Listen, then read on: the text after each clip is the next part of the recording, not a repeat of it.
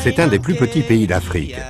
Un territoire grand comme une région française et presque totalement désertique. Pourtant, la toute jeune République de Djibouti est un pays convoité par ses voisins et par les grandes puissances.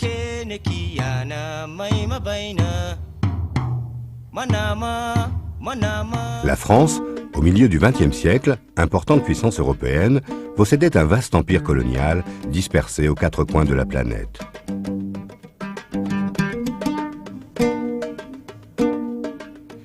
Aujourd'hui, il en reste encore des traces. Parmi elles, Djibouti, haut lieu stratégique entre la mer Rouge et l'océan Indien, proche à la fois de l'Arabie Saoudite et du Yémen, et entouré dans la corne de l'Afrique par l'Érythrée, l'Éthiopie et la Somalie. C'est au XIXe siècle que les Français commencèrent à s'intéresser à la région malgré son caractère inhospitalier. Le pays était désertique. Quelques paillotes abritaient les populations côtières. Les pasteurs nomades erraient jusqu'au pied des contreforts volcaniques à la suite de leurs troupeaux.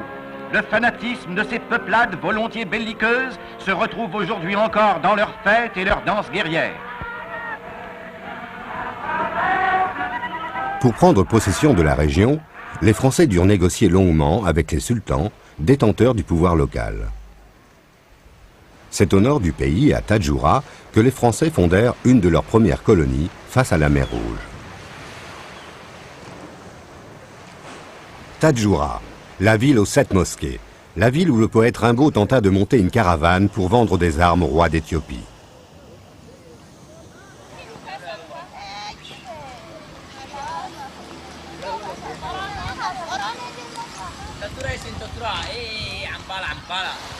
Aujourd'hui, le sultan reste un chef coutumier qui a une grande influence dans la région.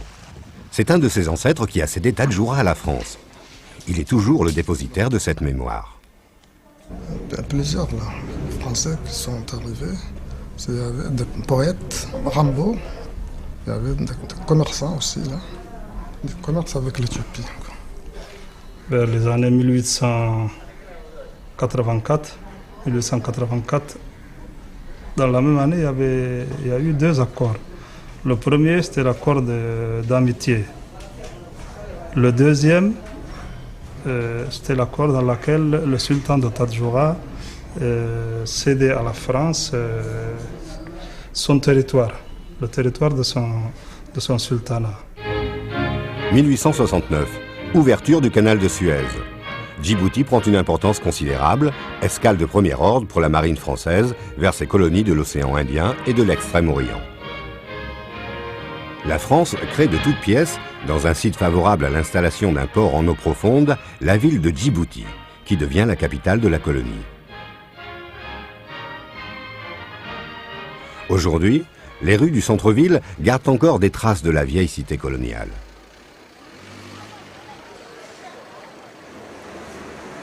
Mohamed Aden est une importante personnalité djiboutienne.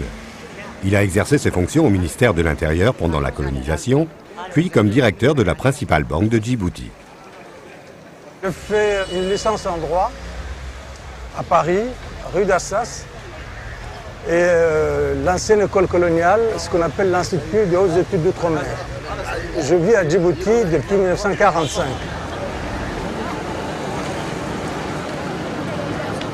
Ce quartier, si vous voulez, c'est le quartier autrefois commercial.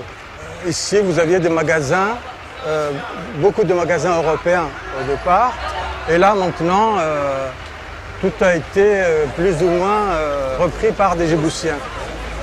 Mais c'est un quartier, si vous voulez, qui est à la fois vieux, de par la construction ancienne, et neuve parce que de récentes constructions ont été faites il n'y a pas longtemps.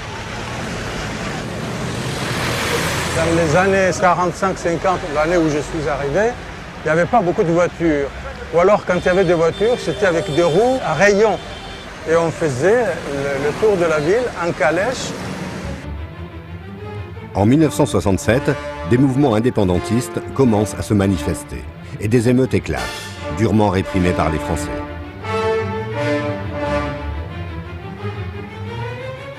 Mais la population hésite. Après le référendum organisé la même année, Djibouti reste la seule colonie française en Afrique. Mohamed Aden a vécu personnellement la fin de la période coloniale. Il appartenait à une délégation de notables djiboutiens partis demander conseil aux chefs des États africains indépendants depuis plus de 15 ans. Nous avons rencontré le chef de l'État ivoirien, M. Houphouët-Boigny. Il a dit « Votre pays, je le connais, je l'ai traversé, il n'y a que des cailloux. » Par contre, la France a déjà quitté des pays aussi riches que le mien. Par conséquent, ne croyez pas que c'est la France qui s'accroche à votre pays. Vous avez deux voisins qui vous convoitent, ce sont la Somalie et l'Éthiopie. Si ces deux pays se battent pour vous, eh bien, ces deux pays ne vont pas se battre soit à Addis Abeba, soit à Mogadiscio, mais au contraire, ils vont se battre chez vous. Et vous n'aurez que la paix du cimetière. Alors là, c'était saisissant, vraiment impressionnant. Et il nous a dit, alors dans ces cas-là, moi je vous conseille de quitter votre position de défensif et soyez offensif. Allez à l'indépendance et nous vous appuierons. En 1977, un référendum donne une majorité écrasante aux partisans de l'indépendance. Après l'installation d'un régime autoritaire et malgré une période de guerre civile, la jeune République de Djibouti s'engage progressivement sur la voie de la démocratie.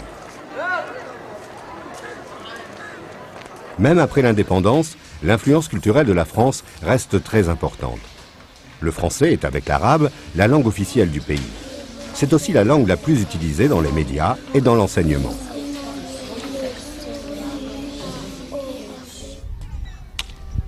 Dans les villages les plus isolés, comme Ardo, les nomades Afars parlent leur langue. Dans d'autres régions du pays, les Issa parlent somali. Mais dans l'école primaire du village, tous les cours sont encore donnés en français. Dayo, Assa, le tailleur. Dayo, Assa et le tailleur. Chez le tailleur, bien. Aujourd'hui, seul un enfant sur 3 fréquente régulièrement l'école. Et Djibouti reste un pays en voie de développement. L'arrivée massive des nomades, qui ont quitté la brousse en espérant trouver du travail, a fait grossir démesurément la ville de Djibouti. Et les bidonvilles ne cessent de s'étendre.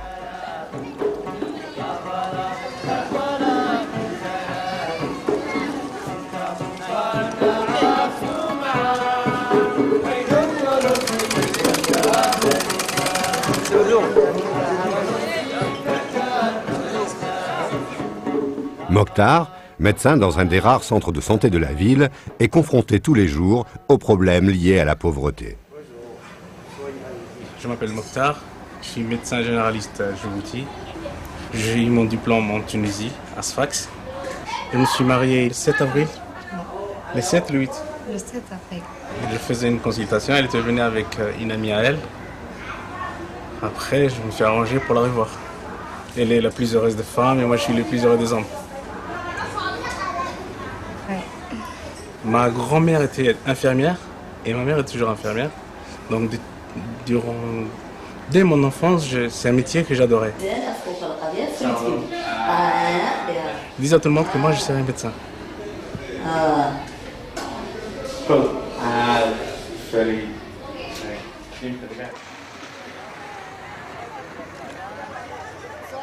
C'est un centre de soins. Nous nous occupons des familles des salariés, les femmes et les enfants. C'est un travail qui est assez difficile parce qu'à Djibouti, il y a la polygamie. Donc un salarié peut avoir 3 ou 4 femmes et une femme peut avoir une dizaine d'enfants. Donc ici, on traite en moyenne 250 à 300 cas par jour. Donc ça nous fait 35 à 40 consultations par jour.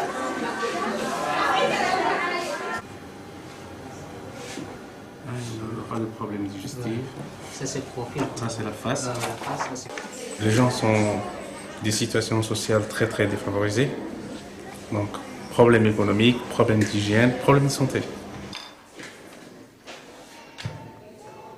De voir quelqu'un qui souffre et ne serait-ce qu'avec la parole, de lui rendre un petit sourire, de lui montrer où ça a mal et de revoir la personne et de dire ah, merci, je n'ai plus mal. Un des plus graves problèmes qui se posent à Djibouti est celui du khat, cette drogue qui plonge tous les après-midi le pays entier dans la torpeur. Le gars, il vient d'Éthiopie. Tous les gens, 40% ils broutent. Non, c'est naturellement, c'est pas une drogue, c'est un passion des gens djiboutiens. Quand on broute, on rigole, on prend de construire une maison. Tu fais un projet, quand on finit, le projet c'est fini. Il y a plus de projet. C'est normal, c'est nature. Imaginez quelqu'un qui passe toute une journée assis, à partir de 13h jusqu'à 20h, après qui se retrouve drogué, entre parenthèses, qui passera toute la nuit insomniaque. Sur le plan de vue santé, c'est un facteur de risque comme pour les maladies cardiovasculaires. Sur le plan de vue économique, c'est cher. Ça touche durement 98% de la population.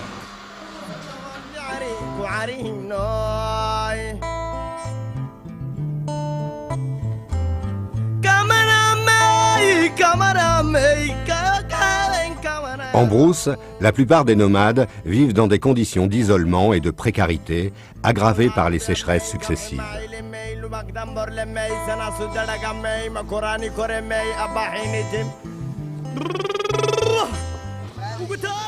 Aujourd'hui, des initiatives locales tentent de maintenir la population rurale sur place.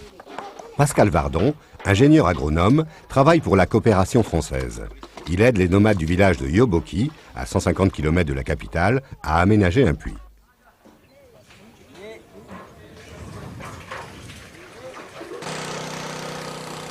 La margelle a été construite, mais Idress a installé une pompe pour augmenter la quantité d'eau disponible. Tous les chefs des tribus qui utilisent le puits se sont regroupés pour imaginer ce projet. Ça fait assez longtemps que je ne suis pas venu. C'est un puits qui existe depuis longtemps. Même les premiers colons le connaissaient, il y a toujours eu de l'eau ici. Le problème, c'est qu'il n'a pas plu depuis 4 ans. C'est-à-dire que si on installe la pompe solaire, le premier effet, c'est qu'on va tirer plus d'eau qu'aujourd'hui, par la méthode traditionnelle. Toutes les décisions sont âprement discutées par les futurs utilisateurs.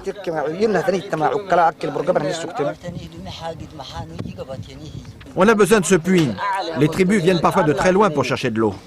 Ces éleveurs qui se sont réunis en comité, ils ont dit, eh bien, on va tâcher de s'organiser pour faire ce qu'il est possible de faire à notre niveau, on va essayer de le faire.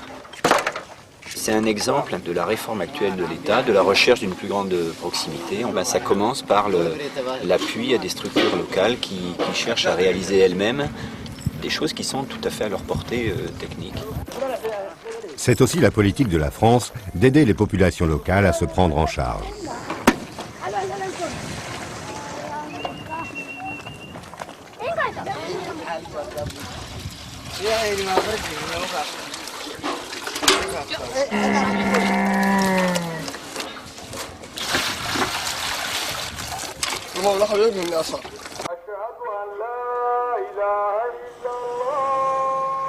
Ali Sabié, à 120 km de Djibouti, est la dernière gare avant la frontière éthiopienne. Une petite ville somnolente qui souffre de son isolement et qui se vide peu à peu de ses habitants. L'inauguration d'une nouvelle antenne de l'Alliance française apparaît comme un événement qui peut redonner un peu de vie à la région. Témoignage de l'importance donnée par la France à cet événement, l'ambassadeur lui-même s'est déplacé.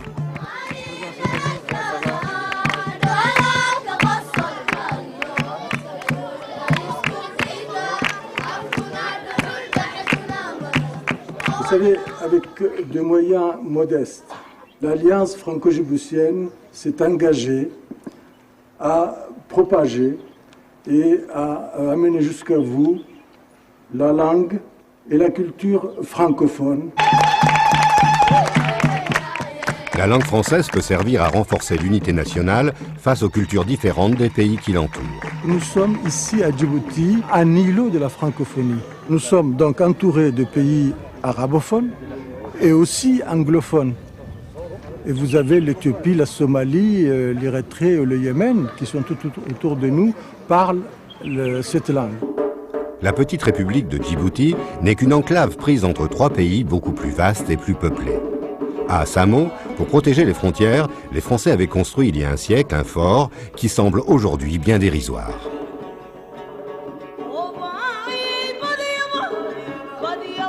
Derrière la ligne des montagnes, la Somalie et l'Éthiopie ne sont qu'à quelques kilomètres. Djibouti est loin d'être un pays riche, mais les famines répétées et les guerres civiles qui ensanglantent la région le rendent attrayant pour des milliers de personnes tentées de fuir leur pays.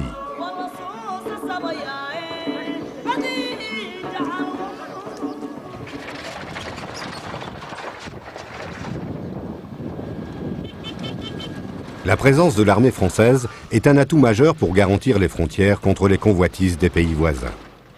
Dès le lendemain de l'indépendance, des accords de coopération militaire ont été signés. Aujourd'hui, la France maintient encore sur place plus de 2500 soldats et Djibouti sert de terrain d'exercice à ses troupes. Professionnellement, à Djibouti, c'est intéressant puisqu'on travaille comme dans des sites qu'on n'a pas en métropole.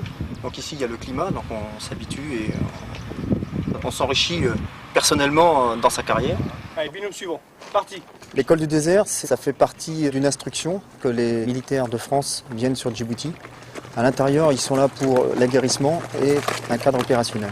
On trouve tout ce qui est survie sur Djibouti et après tout ce qui est culture par rapport au pays. Dans le tout cool, la femme et les enfants. L'homme et les jeunes adultes dormiront à l'extérieur, derrière des petits murets, et s'occuperont principalement du troupeau. Le principe de la formation est de s'adapter au milieu désertique et de vivre comme les nomades à partir des produits du pays. Pourquoi t'en as accroché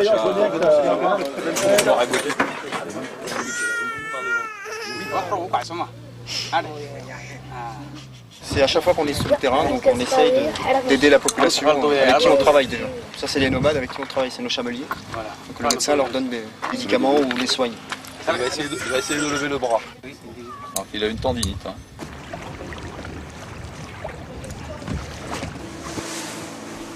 Comme presque tous les militaires français qui viennent pour 2 ans, Daniel Pénineau a fait venir sa femme et ses enfants. Ah oui, j'avais le choix de rester en France, mais vivre ici avec 4 enfants, sachant qu'ils sont en métropole, c'est presque inconcevable. Quand je suis arrivé ici, sortant de la métropole, on prend une claque, vraiment une claque niveau chaleur. Et puis après, on s'y habitue. Et le rythme de vie fait qu'on supporte tout maintenant. Pour les familles comme nous, à part venir ici à la plage en profitant des navettes de bateau, en payant bien sûr pour venir ici. Voilà, c'est comme ça qu'on passe nos week-ends.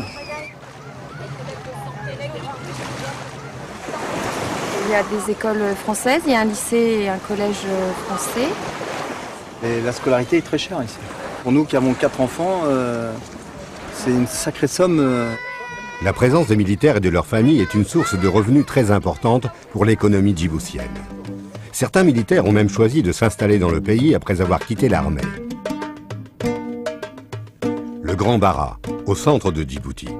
Une vaste étendue désertique balayée presque toute l'année par des vents violents.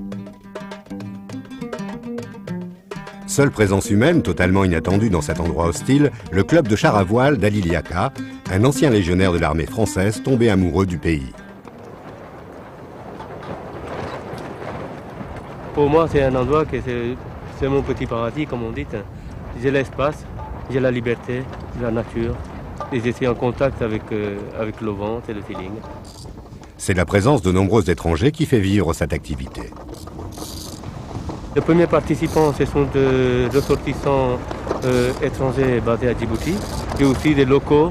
Ils viennent pour le week-end passer avec la famille ou avec des amis, tout simplement.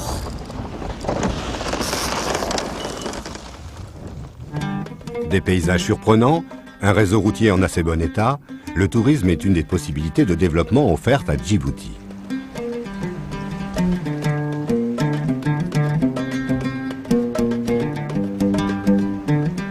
Mais une chaleur écrasante règne ici plusieurs mois par an. Sur les champs de lave qui entourent le lac Assal, il fait l'été près de 60 degrés. Isabelle, la femme d'Ali, est elle aussi une résidente étrangère installée à Djibouti. Elle est une des responsables du port.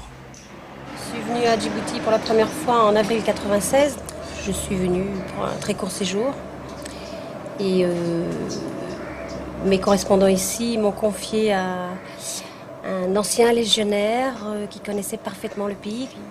Voilà, c'est à cette occasion-là que j'ai rencontré mon mari. Et en 2001, j'ai eu un poste, une opportunité au port de Djibouti.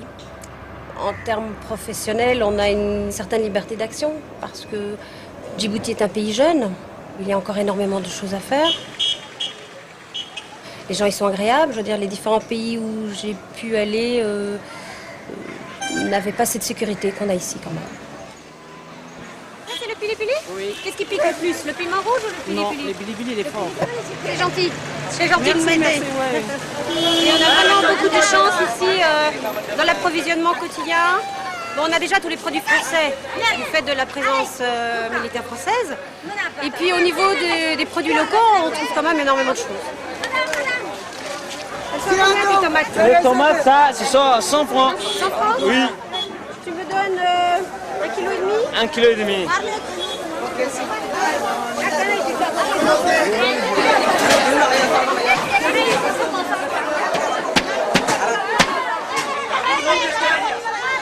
Safia, commerçante influente de Djibouti, possède plusieurs boutiques de fruits et légumes. La plus grande est située rue d'Éthiopie, à 2 pas du marché central. Je suis djiboutienne. Et la plupart des gens qui ont des boutiques sur le marché sont aussi des Djiboutiens.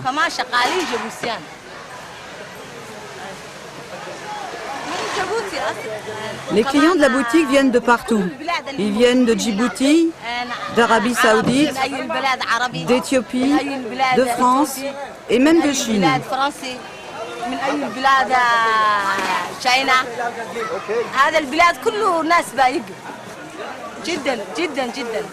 Oui, je suis contente, ça va, les affaires marchent bien. Le mercredi matin, tout le monde attend l'arrivée du train des légumes. Ils sont tous importés d'Éthiopie, car le climat aride de Djibouti ne permet pratiquement aucune culture. Safia vient elle-même surveiller le chargement de son camion et vérifier que sa commande est complète.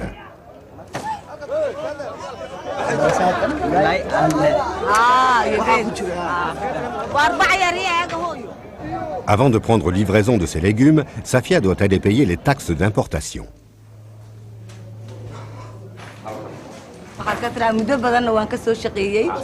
Ça fait plus de 25 ans que je fais ce métier. C'est ma mère qui avait ce commerce avant. Et je l'ai repris ensuite. Grâce à Dieu, tout va bien.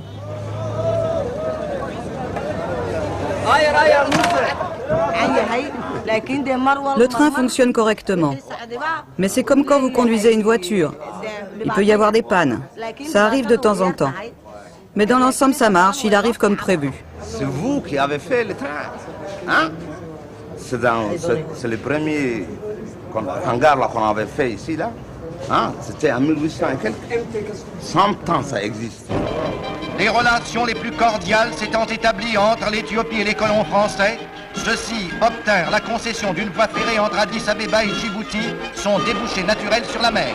La ligne fut lancée à travers le désert grâce aux capitaux français et au prix d'efforts héroïques.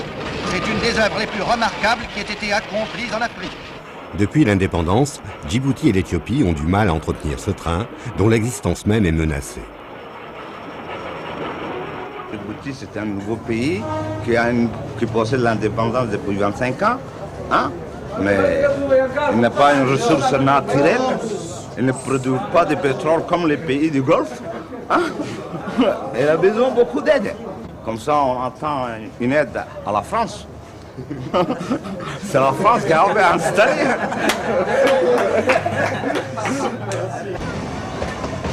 Aujourd'hui, le train est totalement incapable de résister à la concurrence de la route.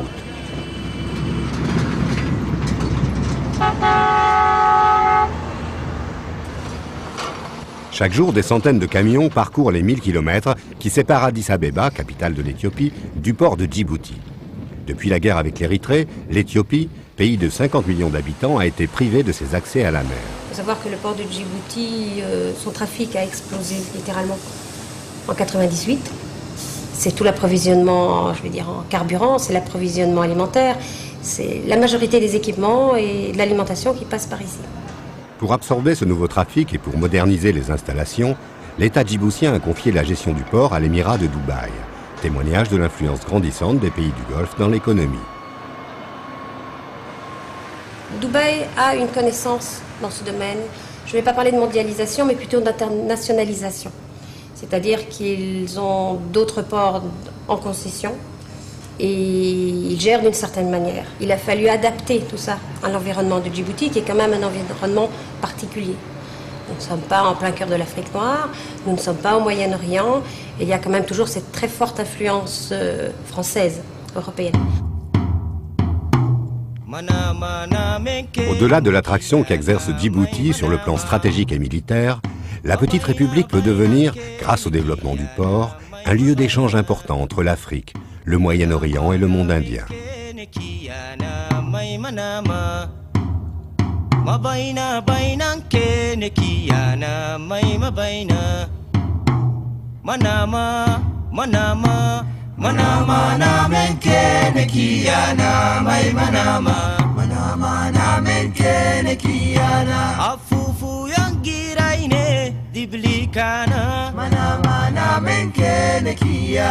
Amul adara igabe digritana